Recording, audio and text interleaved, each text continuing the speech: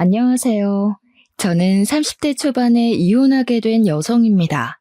남들은 꽃잎 내리는 날 소중한 사람들이랑 소중한 시간 많이 보내고들 하는데 저는 이 기분 전환되는 시기에 이혼하게 되어 참 유감인 일이네요. 너무 기가 막힌 일을 겪어서 여기저기 떠들어보고자 사연을 올려봅니다. 다들 제 사연 다 듣고 나시면 저랑 비슷한 감정을 느낄 거라 감히 확신할 수 있습니다. 작성하다가 저도 모르게 흥분할 수 있으니 양해 부탁드려요. 남편과 저는 회사 면접관과 면접자로 만난 인연입니다. 남편이 저를 면접에서 뽑아준 상사였죠. 그곳은 서비스 관련 직장이었는데 남편이 제 인상을 좋게 보고 웃는 모습이 마음에 들어서 뽑았다고 해줬어요. 우리 회사가 그리 큰 건 아니어서 밥을 먹거나 일을 하면 늘 같은 공간에서 몇 시간씩 얼굴을 맞대고 일을 하거든요. 그렇게 지내다 보면 안 친한 사람들과도 금세 말을 터서 정이 들어요. 저도 실제 입사 한 달도 안 돼서 부서 사람들이랑 사적인 대화를 할 만큼 친해졌었거든요. 그건 남편과도 마찬가지였습니다. 남편이 부서에서 가장 높은 직급이었는데 남편이 나서서 부하 직원들이 불편하지 않도록 분위기를 만들어주니 더 편하게 일했던 것 같아요. 남편의 그런 점이 저도 모르게 멋있어 보였나 봅니다. 남편에게 정이 들었고 남편이 제게 먼저 말을 걸어줄 때마다 아주 경청을 하게 되었어요. 그렇게 서로 대화를 자주 주고받다 보니 자연스럽게 질긴 인연이 되더라고요. 때문에 각자가 미혼이라는 것도 당연히 알게 되었고 그게 관심의 표현이 되어 우린 결국 결혼을 전제로 만나는 연인이 되어버렸습니다.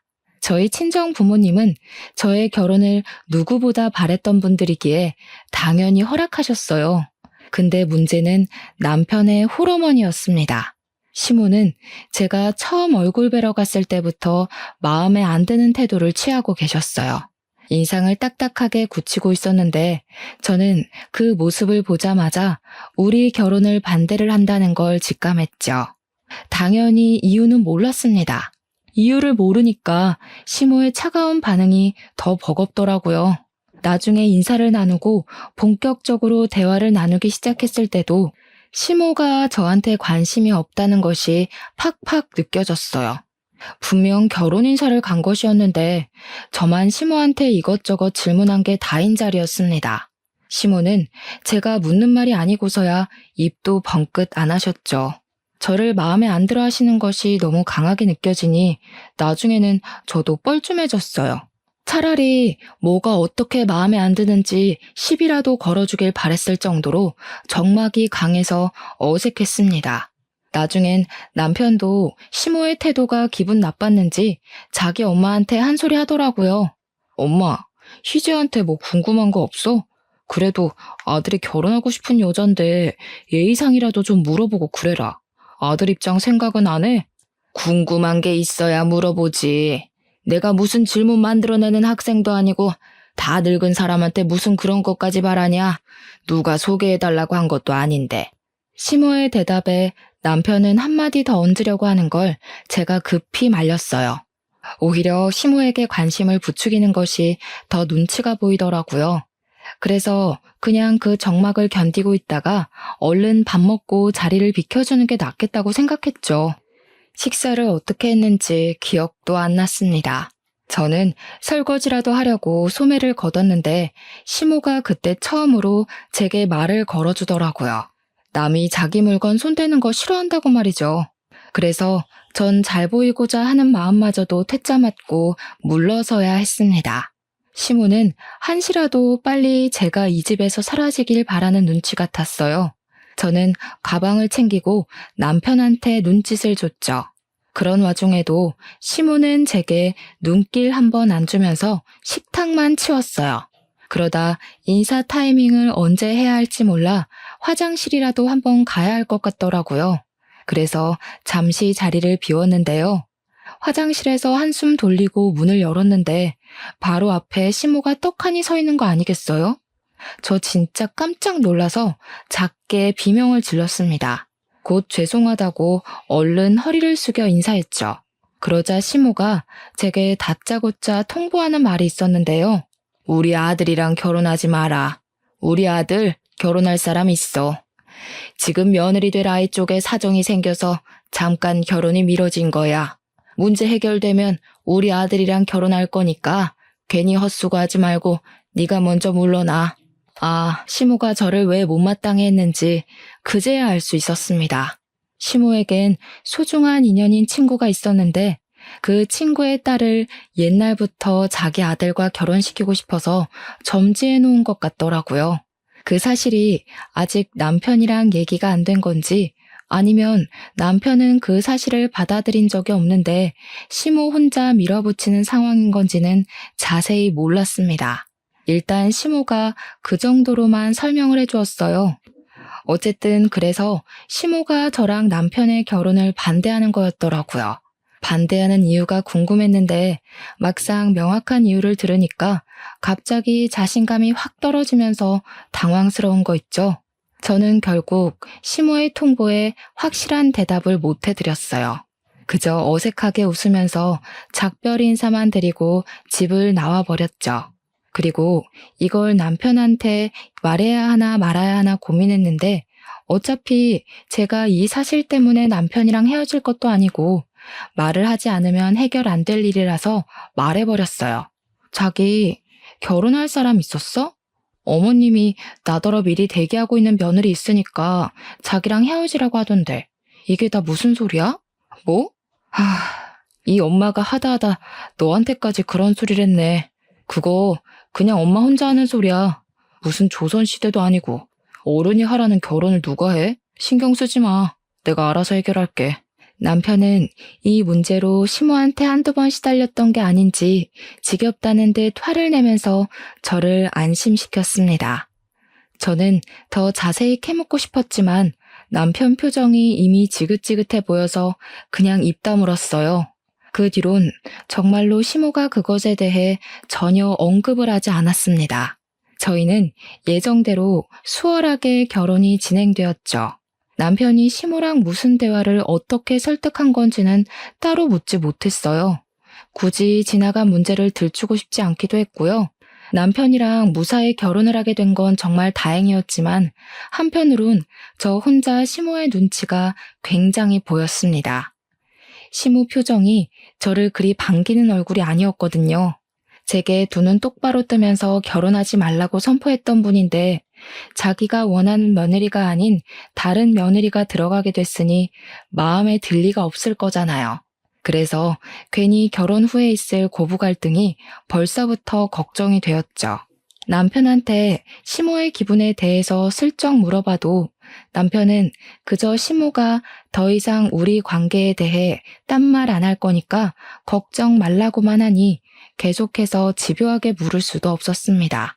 할 수 없이 그 정도로만 알고 넘겨야 했죠. 그렇게 결혼을 마치고 저희는 합가로 신혼을 시작했어요. 그 이유는 시모가 합가를 원해서였습니다. 시모가 합가를 원했을 때 남편이 단번에 거절했지만 제가 하겠다고 했어요. 저는 처음부터 시모에게 미움털이 박힌 며느리라 시모랑 친해지는 게 우선이라 생각했거든요. 그래서 합가를 통해 점수를 좀 따고 싶었어요.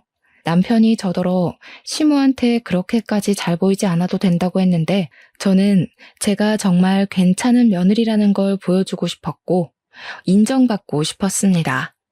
시모의 등짝을 감당할 각오도 많이 했어요. 시모가 자기 친구의 딸을 많이 좋아한다는 거 알고 있습니다. 하지만 그 친구의 딸을 며느리로 만들지 못한 것이 아쉽지 않도록 제가 며느리가 된 사람으로서 훨씬 더 잘해내고 싶었어요. 이왕 식구가 된 며느리는 저였으니까요. 그래서 저는 합가 첫날부터 만반의 마음을 가지고 잠자리에 들었습니다. 다음날 아침 일찍 일어나 시모를 위한 아침 밥상을 차리려고 했죠. 그렇게 다음날 이른 아침, 알람 소리를 듣고 눈을 떴어요. 아침 먹고 출근을 해야 해서 너무 피곤했지만 어제의 다짐을 생각하면서 차림새를 정돈하고 거실 밖으로 나갔습니다. 그리곤 깜짝 놀랐어요. 주방에서 기척 소리가 나길래 그때부터 주춤거리며 다가갔는데 놀랍게도 시모가 먼저 일어나서 아침을 준비하고 있더라고요. 어머님? 아, 일찍 일어나셨네요. 제가 아침 차리라고 그랬는데 죄송해요. 제가 더 일찍 일어났어야 했는데 어머님 기상 시간을 몰랐네요. 내일부턴 더 빨리 일어날게요. 일하는 사람이 뭐하러 아침까지 차리려고. 시간이 있을 때 조금이라도 더 눈붙이려고 해야지. 원래 집안일은 집에 있는 사람들 몫인 거야. 상 차리는 건 내가 할 테니까 도와줄 거 없어. 한 50분 더 잘 수 있겠네. 얼른 좀 더 자고 와. 그런데 말이에요. 제가 놀라야 할 부분은 따로 있었더라고요. 시무가 저보다 먼저 일어나서 아침을 준비하고 있었던 것에 기함할 것이 아니라 시모의 말씨와 태도에 기절 초풍해야 할 일이었어요. 그날의 시모는 제가 알던 시모와 확연히 다른 사람으로 변해 있었습니다. 그 갑작스러운 변화가 낯설어서 제가 당장 태도를 어떻게 받아쳐야 될지 계산을 못했을 만큼 당황스러웠어요. 시모는 제게 빈말을 한 것이 아니었는지 한 번도 보여준 적 없는 웃음까지 보여주면서 뭘 귀신같이 서 있기만 하냐고, 나중에 졸면서 밥 먹지 말고 얼른 들어가서 자라고 하대요. 진심 같아 보였어요. 정말 저에게 선심을 베풀어주는 모습이었습니다. 저는 시모의 지나친 배려에 못 이겨 결국 얼떨떨하게 다시 방으로 돌아와 버렸어요. 그리곤 침대에 누워 한숨도 못 자고 생각만 했죠. 그날을 기점으로 시모는 그때뿐만이 아니라는 듯이 한결같이 상냥한 태도로 일관하였습니다. 결혼을 반대한 사람이 많냐는 듯 막상 결혼하고 나니까 잘해주기 시작했어요. 시모의 친절은 몸둘 바를 모를 정도였는데요. 아침마다 저보다 먼저 일어나서 아침상을 준비하셨고 제 손이 닿기 전 집안일을 먼저 해주셨어요. 결혼하기 전에는 시모 목소리도 듣기 힘들었는데 합가하면서부터는 제게 먼저 말도 걸어주시고 일하고 온 제가 피곤할까봐 안마 의자도 양보해 주셨습니다. 저 솔직히 합가한 후로 제가 다짐한 걸 하나도 지키지 못했었어요. 시모가 너무 잘해줘서요. 그게 너무 감사하지만 한편으로는 오히려 며느리로서 마이너스만 되는 것 같아서 시모한테 부탁을 한 적도 있었습니다. 어머님께서 다 해주시니까 제가 아무것도 할 게 없네요. 혼자 힘드시게 다 하지 마시고 저한테도 좀 알려주세요. 저도 엄연히 이 집 안사람인데 같이 돕고 싶어요. 괜찮다니까 그러네. 네가 나 고생하는 거 알아주기만 해도 피로가 싹 다 풀려. 내 걱정하지 말고 집에 오면 푹 쉬어. 밖에서 일하고 왔는데 집에서까지 일하면 쓰나. 제가 뭘 하려고만 하면 늘 이런 식이니 뭘 할 수도 없었어요. 저는 결국 조금씩 시모의 배려를 받아들이기 시작했죠. 출근 때도 퇴근하고 와서도 시모 덕분에 맛있는 밥을 먹는데 엄마 생각도 나고 얼마나 든든한지 몰라요. 그리고 잘 생각해보면 마냥 미안해하기보단 받는 만큼 고마워하는 것도 하나의 화답일 수 있겠다는 생각이 들더라고요. 그때부터 저는 시모에게 좀 더 적극적으로 표현하고 다가가는 며느리가 되는 걸로 방향을 바꿨습니다. 어머님, 진짜 너무 맛있어요. 매번 너무 감사해요. 제가 해드려야 되는데 비법 알려주시면 다음 쉬는 날에 봐서 제가 대접해드릴게요. 아유, 됐다. 나도 너희들 해먹이는 재미로 자꾸 하는 거지 뭘. 그리고 너희들이 돈도 주지 않냐. 내가 가만히 앉아서 용돈만 받고 놀 수 있나. 에이, 그건 어머님 놀고 먹으라고 드리는 돈이라니깐요. 어머님이야말로 그것 때문에 저희 신경 쓰는 거 그만하시고 제발 어머님만 생각하세요. 그게 저희 마음 생각해 주시는 거예요. 알겠죠? 고맙다. 집에 밝은 사람 하나 들어오니까 분위기가 갈수록 환해지네. 저랑 남편은 서로 돈을 조금 보태서 시모한테 용돈을 주고 있는데 시모는 그걸로 적당한 선에서 사고 싶은 물건을 사기도 했습니다. 알아서 적금도 넣는 것 같았어요. 제가 집에서 며느리 노릇을 잘 못해주고 있는 반면 시모는 제게 과분할 정도로 잘해주니 용돈이라도 챙겨드려야 될 것 같더라고요. 그래서 원래 50만 원을 주고 있었는데 며칠 뒤에는 그냥 제 마음이 시모에게 좀 더 쏠려서 개인적으로 20만 원 더 얹어드렸어요. 그러니 시모가 한날 제게 따로 찾아와 고맙다며 손까지 잡아주더라고요. 그날은 따뜻한 말까지 건네줬는데 진심으로 눈물 날 뻔했습니다. 내가 이런 귀한 며느리를 못 알아보고 하마터면 놓칠 뻔했네. 이전에 섭섭한 거 있었으면 그냥 늙은이가 노망이 났었나 보다 하고 잊어줘. 그때 속상함을 안 잊었을 수가 있겠습니까? 저는 진작에 제 결혼을 반대했던 시모의 차갑던 모습을 깡그리 잊어버렸어요. 고부 갈등을 너무 걱정했는데 시모에게 며느리로 인정받으니까 괜한 걱정이었다는 것을 새삼 느꼈었네요. 시모가 마음의 문을 대놓고 열어주니까 저도 자신이 생겨서 더 다가갈 수 있었던 것 같아요. 그래서 저는 시간 날 때마다 시모의 어깨도 주물러주고 일부러 시모랑 시간 내서 데이트도 했습니다. 아, 그리고 저랑 남편이 합가를 하자마자 임신을 준비하고 있었어요. 시모한테도 미리 얘기를 했었는데 혹시 시모가 그래서 저한테 더 잘해주는 건가 싶기도 했습니다. 제가 남편한테 시모가 잘해준다고 자랑을 한 적이 있었거든요. 그랬더니 남편이 그런 얘기를 하더라고요. 엄마가 손주 결혼하는 것까지 보는 게 꿈이라고 늘 말씀하셨거든. 그래서 아마 우리가 아기 준비한다고 했을 때 좋았을 수도 있겠네. 어쨌든 그것 때문이라도 엄마가 당신한테 잘해서 다행이다. 이유가 뭐가 됐든 그 말을 들으니 저는 하루라도 빨리 임신을 하고 싶었습니다. 시모에게 아기를 빨리 안겨주는 것이 효도라고 생각했기 때문이었죠. 근데 마음이 조급해서 그런가 희한하게 새 생명을 갖는 것이 쉽지가 않더라고요. 여자는 임신 때문이라도 평소 몸 조심하고 다녀야 되잖아요. 그런 주의를 듣고 사는 존재치고는 제가 너무 임신이 안 돼서 갈수록 난처했습니다. 시모는 저에게 은근히 임신에 좋은 음식이나 건강 음료 등을 마련해서 건네곤 하는데 저는 그에 마땅한 화답을 얼른 보여드리지 못하고 있으니 마음이 불편했어요. 그렇게 임신하고자 노력만 해온 것이 어느덧 3년이 되었는데도 깜깜무소식이었습니다. 혹시나 해서 남편이랑 시간 내어 병원 검진도 받아보았어요. 남편도 저도 임신에 문제 없다는 답변을 들어서 희망 고문인 셈이었습니다. 그렇게 시간만 계속 보내다가 오랜만에 시모랑 과일이나 먹을까 싶어 시모 방을 찾아갔는데요. 시모 잠깐 화장실 갔는지 없더라고요. 시모 올 때까지 방에서 기다리려고 방을 둘러보는데 화장대 앞에 통장 2개가 있었습니다. 그걸 보는 순간 남편이랑 제가 주는 용돈을 차곡차곡 귀엽게 모으고 관리하던 시모 모습이 생각나더군요. 하나는 우리가 돈을 넣어주는 통장이었는데 하나는 처음 보는 통장이길래 시모가 그곳에다 적금을 넣나 싶은 겁니다.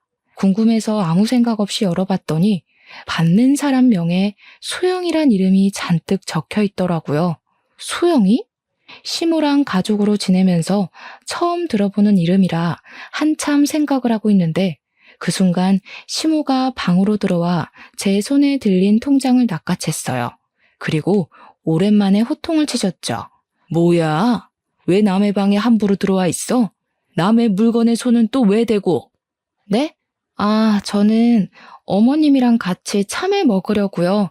방에 안 계시길래 오시면 같이 먹으려고 기다리고 있었는데 저희가 주는 용돈 그 통장에 모으시는 거예요? 하나는 못 보던 통장이던데. 무슨 상관이야? 내가 일일이 너한테 다 보고하고 살아야 되니? 아무리 한 지붕 아래 산다고 하지만 어떻게 방주인 허락도 없이 함부로 들락거리는 거야? 다시는 이 방에 얼씬도 하지 마라. 나가, 당장. 저 그날 시모의 무서운 모습을 정말 오랜만에 봤었습니다. 결혼 전에 저를 반대했던 그 모습을 본 기분이었어요. 저는 그대로 시모에게 쫓겨나고 말았어요. 당황스러운 상태로 방으로 돌아와 한참이나 멍을 때렸습니다. 혹시 내가 임신을 못하고 있어서 시모도 본의 아니게 예민해져 있는 건가 싶기도 하더라고요. 그건 알게 모르게 자리 잡은 우리 가족의 스트레스가 맞으니 저도 참 면목 없는 입장이긴 했어요. 그런데 제 머릿속엔 소영이란 이름도 계속 마음에 걸렸는데요. 분명 받는 사람 이름에 소영이가 찍혀 있었단 말이죠. 소영이가 누구길래 시모는 소영이란 사람에게 꾸준히 돈을 보내고 있었는지 궁금했어요. 날짜를 보니까 최근까지 일자가 찍혀있던 걸 보면 계속 가깝게 지내는 인연이라는 것 정도는 추측할 수 있었습니다. 일단 그것 이상으론 제가 알 수 있는 것이 뭐 없어서 시간만 흘려보냈어요. 그보다 문제는 시모와 틀어진 관계를 어떻게 풀 것인가라는 것입니다. 그리고 다음날 의외로 시모가 먼저 제게 사과를 해왔습니다. 세아가, 어젠 내가 너무 예민했지? 간밤에 안 좋은 꿈을 꿔서 잠을 잘 못 잤는데 그 바람에 내가 좀 예민했나 보다. 너한테 큰 실수를 했어. 미안해. 아니에요, 어머님. 제가 멋대로 들어간 건 맞는걸요. 다음부터 조심할게요. 저도 어머님 물건 함부로 손대서 죄송해요. 근데 정말 손만 댔지 아무것도 못 봤어요. 걱정 마세요. 일단은 시모가 혹시라도 무엇을 걱정할까봐 그렇게 둘러대줬습니다. 그래서 그런가 시모가 눈에 띄게 안색이 밝아지는 것 같기도 했어요. 어쨌든 저는 다소 찝찝한 기분으로 며칠을 보냈고 시모와 저는 다시 평소처럼 잘 지냈습니다. 그리고 며칠 뒤였어요. 남편이 아파서 연차를 냈다길래 제가 같은 직장에서 일하는 입장인지라 걱정되어서 일이 제대로 안 되더라고요. 결국 급하게 마무리만 한 뒤 저도 조금 일찍 퇴근했습니다. 남편한테는 따로 문자만 넣은 뒤 귀가를 했어요. 도어락을 열고 집에 갔더니 아무도 나와보는 사람이 없더라고요. 그래서 다들 방에 있나 싶어서 기웃거렸는데요. 느닷없이 화장실 쪽에서 무슨 웅성대는 소리가 들리는 겁니다. 소리 나는 쪽으로 가까이 갔더니 남편과 시모가 티격태격거리고 있는 거 아니겠습니까? 엄마 진짜 제정신이야? 그게 말이 된다고 생각해? 걔도 제정신이 아니고서야 그런 걸 한다 했다고? 난 싫어. 둘이서 한 맞춰 온 걸 왜 나한테 하라고 강요해? 난 싫다고. 너더러 같이 살아달라는 거 아니잖아. 직접 살 부딪히란 소리도 아닌데 그거 조금 담아주는 게 뭐가 어려워서. 내가 결혼 양보해줬으면 너도 이건 해줘야지. 그때 남편이 시모를 밀치고 화장실을 박차고 나왔습니다. 그리곤 당연하게도 저를 맞닥뜨렸죠.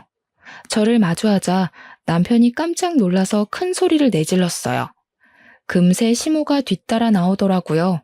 저는 그저 무슨 일인지 몰라서 시모랑 왜 다투냐고 물었는데 남편이랑 시모가 금세 대면대면하면서 아무것도 아니라고 하고 흩어져 버리는 겁니다. 남편을 따라가서 한 번 더 물었지만 시모가 말도 안 되는 걸 자꾸 요구한다는데 그 정도로만 말해주고 더 이상은 저랑 상관없는 일이라고 말하기를 회피만 했어요. 그렇게 자꾸 원인 모를 찝찝함만 쌓여가는 채로 시간이 더 흘렀습니다. 그러다 보니 저는 임신 하나만 신경 쓰기도 너무 벅차서 끝내 다른 건 저절로 관심을 놓게 됐어요. 보고 듣고 찾는 것까지 모두 임신에 관련된 정보들에만 신경을 몰두하게 되었죠. 제가 노력하는 만큼 남편도 함께 노력해줘서 마음이 외롭지는 않았습니다. 또 시모가 결과물을 재촉하는 분도 아니셨던지라 임신의 실패에도 절망스럽진 않았어요. 다만 지치긴 했습니다.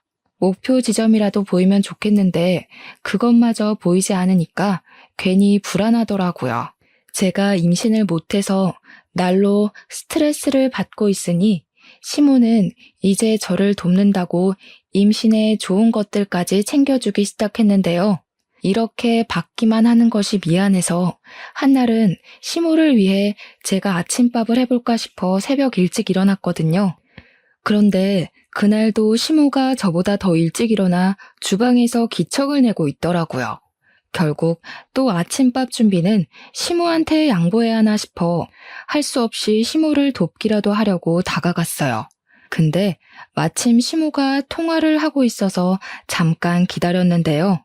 걱정 마라, 소영아. 내가 매일 아침마다 애들 국에 약 타고 있어. 임신이 될 일은 절대 없다. 의사가 말해준 치사량보다 훨씬 높아서 더 안전해. 어머님, 저 정말 어머님 아니면 의지할 데가 없어요. 저 버리시면 안 돼요? 어머님이랑 남편 돌아올 때까지 꼭 기다릴게요. 알지, 그럼. 너 말곤 그 누구도 내 며느리 못 돼. 다시 네 자리 찾아줄 테니까 조금만 기다려. 아유, 불쌍한 내 새끼. 내가 얼른 가서 몸조리 시켜줘야 되는데 여기서 엄한 시간만 뺏기고 있네. 저 순간 뭔가 잘못 들은 줄 알고 한참 고쳐 생각했습니다. 그럼에도 시모의 통화 목소리는 여전히 애달프고 통화 대상은 시모를 애타게 찾고 있었어요. 말도 안 되는 사실에 놀라서 바로 소리를 지를 뻔했습니다.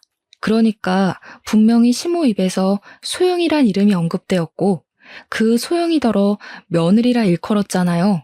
듣자 하니 내용 정황상 시모가 말했던 소중한 친구의 딸은 다름 아닌 소영이인 것 같았어요. 그 말은 즉 우리한테 받고 있던 용돈을 적금에 넣는 것이 아닌 소영이란 여자한테 붙여주고 있었다는 말도 되는 겁니다. 그리고 그 소영이란 여자가 바로 시모가 원했던 며느리라는 사실도 되겠죠. 불임이 길어지면 이혼 사유가 된다고 하더라.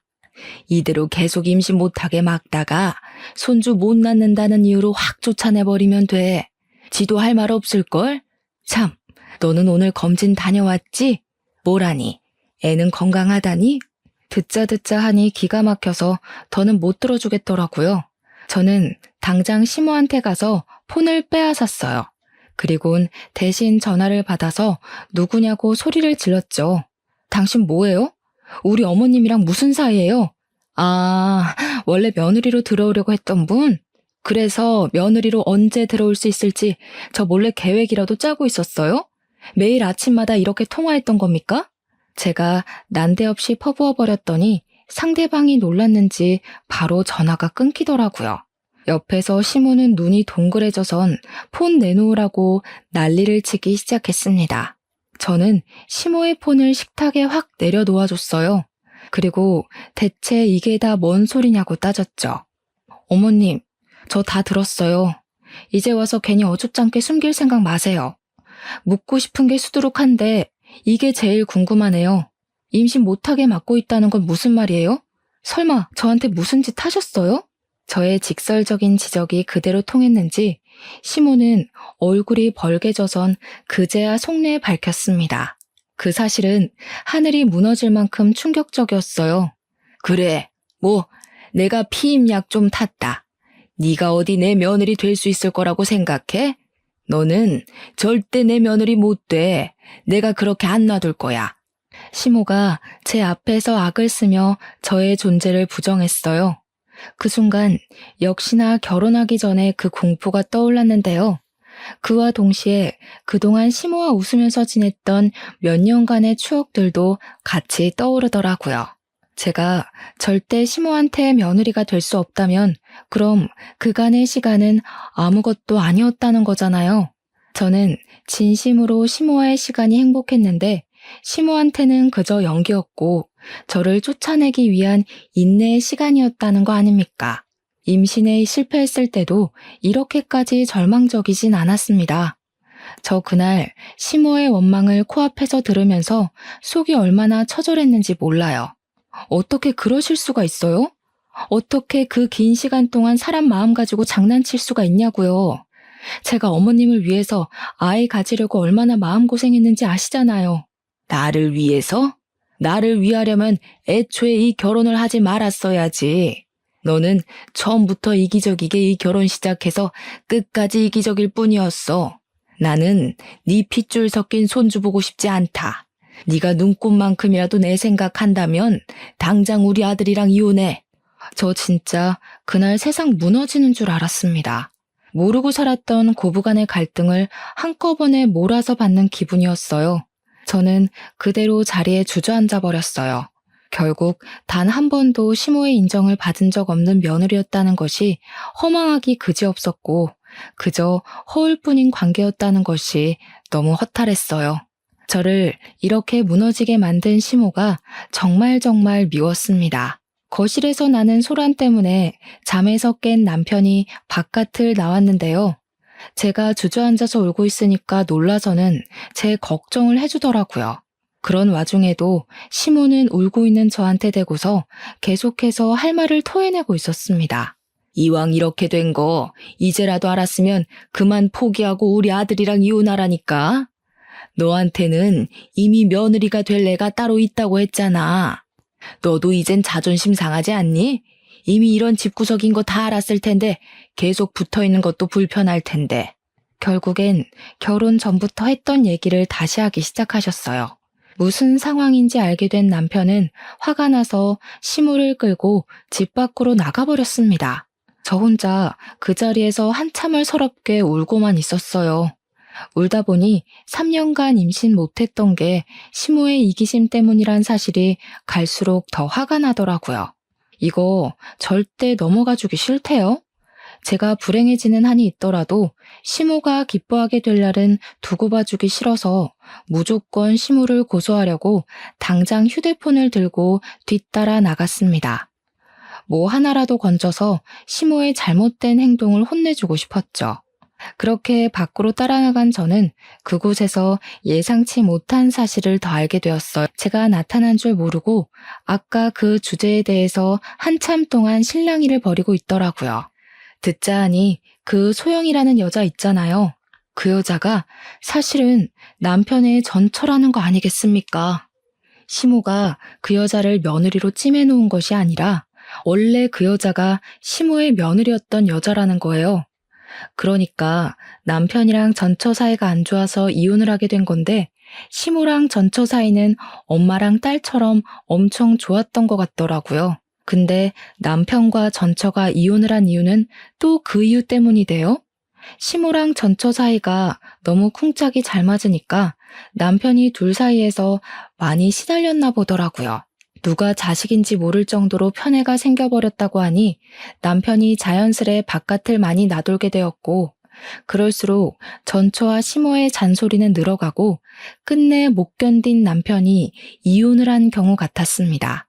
하지만 시모는 전처에 대한 미련이 강하게 남아서 계속 연락하고 지냈나 봐요. 남편의 전처에게 돈까지 주면서 말이죠. 심지어 미련만으로 모자라 남편과 전처의 재결합을 끊임없이 종용해온 것 같았어요. 제가 안 보는 사이에 틈만 나면 남편한테 전처 얘기나 안부를 전했던 걸로 보였습니다. 이미 이 사실만으로도 충격이었는데 저를 더 비참하게 했던 건 뭐였는 줄 아시나요? 소영이 임신만 시켜주면 나랑 와이프 관계 간섭 안 한다고 했잖아. 그래서 두 사람이 해달라는 대로 해줬건만. 근데 왜 약속 안 지키는 건데? 왜 와이프한테 다 얘기해서 이 상황을 만들어? 이제 어쩔 거야? 누가 통화 엿듣고 있을 줄 알았겠니?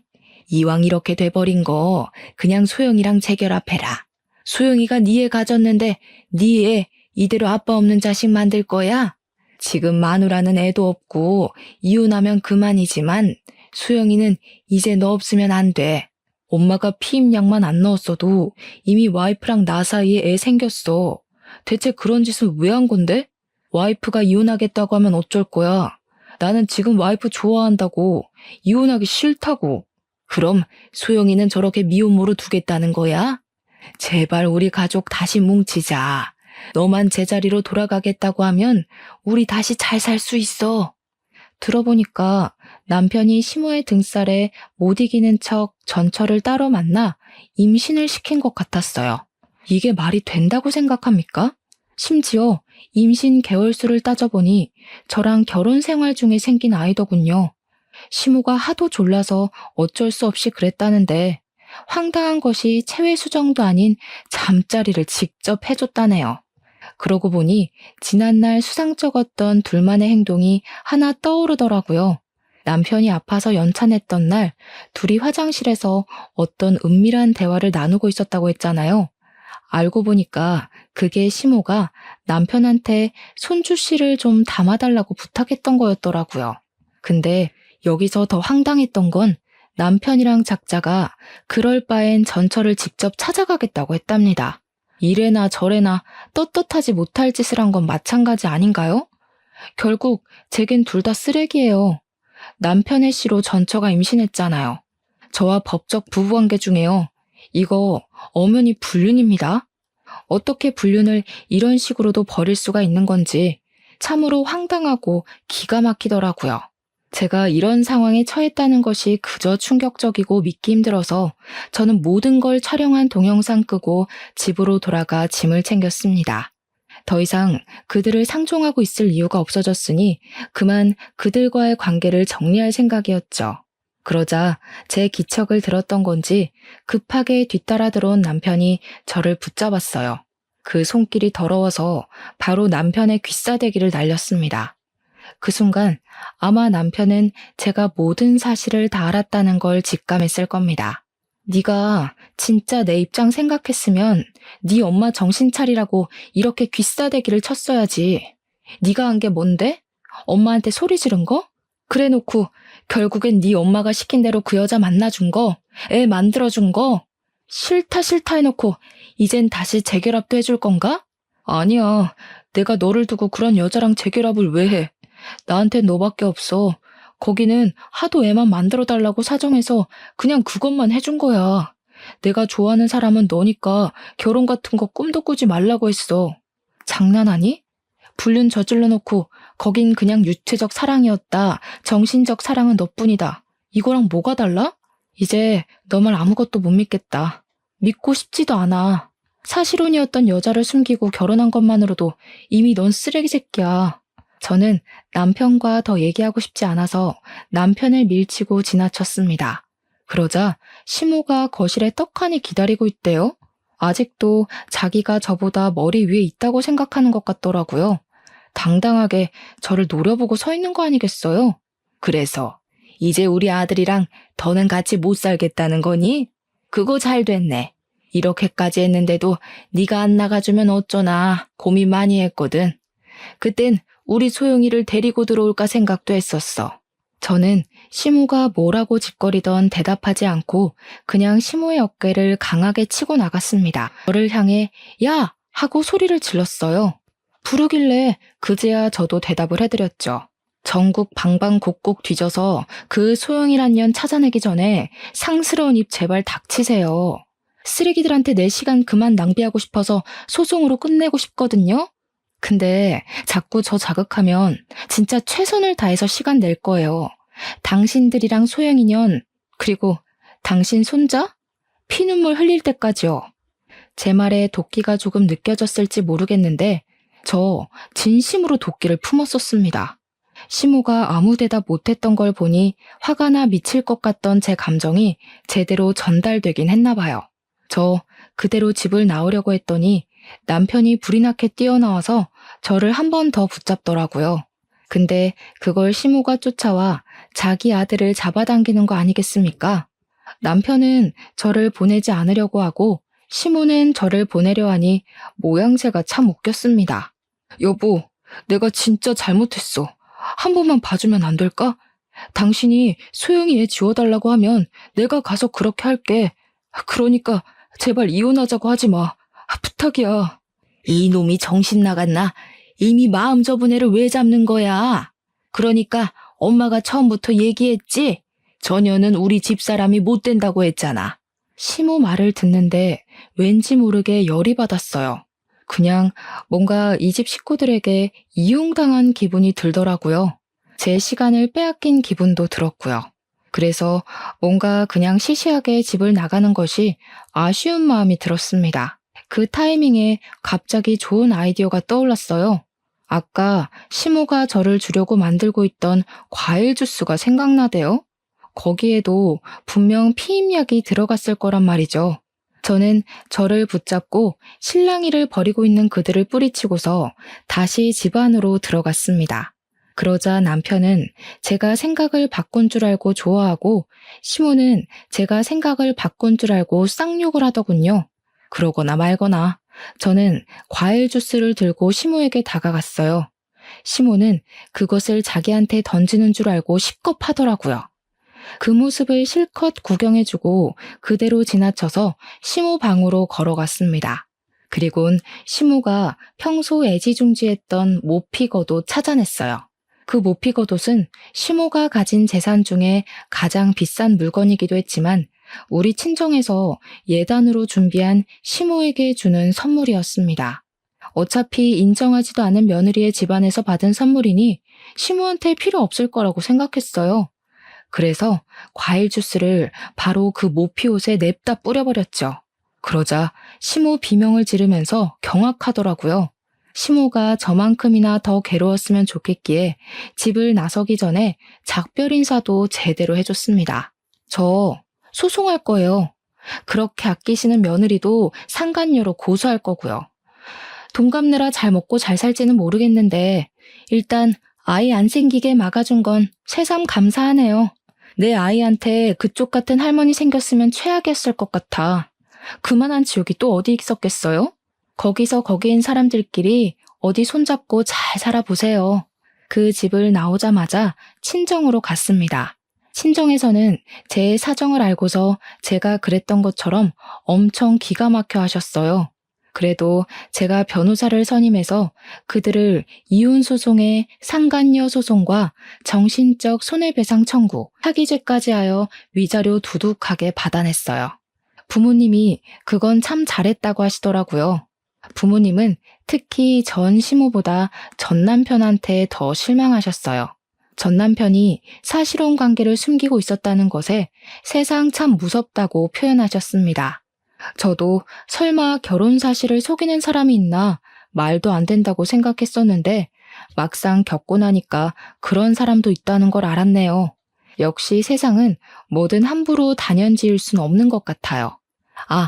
그리고 전 현재 이직을 하진 않았습니다. 전 남편이 먼저 일을 그만뒀거든요. 원래는 제가 그만두려고 했는데 전 남편이 위자료 때문인지 지방으로 이사를 가는 바람에 자연스레 눈에서 멀어졌어요. 전 남편이 사무실 자리를 정리하고 나가기 전에 저와 마지막으로 대화를 청해서 시간을 내줬는데 그때 그런 말을 하더라고요. 전처가 아이를 잃었다고 말이죠. 굳이 자기가 책임질 생각은 없었으나 그걸 빌미로 자꾸 자기 엄마랑 전처가 자기 발목을 붙잡아서 그냥 같이 살까 생각도 했다네요. 그런데 전처가 아이를 잃는 바람에 그런 생각 싹 접고 바로 전처를 내다 버렸답니다.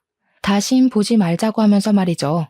제게 굳이 그런 얘기를 하는 이유는 저를 붙잡고 싶어서가 아니라 그냥 혹시라도 제가 먼 훗날 전 남편을 생각할 때 전처랑 잘 먹고 잘 사는 모습으로 떠올리진 말았으면 해서 알려주는 거라고 하더군요. 그날 그렇게 마주한 시간이 전 남편과의 마지막 시간이었습니다. 현재는 충청도 어딘가에서 빚 갚으며 살아가고 있겠죠. 제가 다른 사람을 만나서 결혼했다면 이혼까지 가는 경험은 피할 수 있었을까요? 가끔은 그런 생각이 들기도 하네요. 이혼이 누구에게나 올 수는 있지만 아무에게나 온다고 생각하지 않거든요. 저도 뭔가 어긋났던 부분이 있었기 때문에 이혼이란 수순을 밟을 수밖에 없었던 사람이 아닌가 싶습니다. 그래도 이혼이란 결정이 저의 불행이 아닌 행복을 위한 선택이었기 때문에 제가 지금 이렇게 마음이 편해요. 앞으로는 지난 과거를 잊고 다가올 미래만을 생각하면서 좀 더 나은 제가 될 수 있도록 가꾸면서 잘 살아가 보도록 하겠습니다.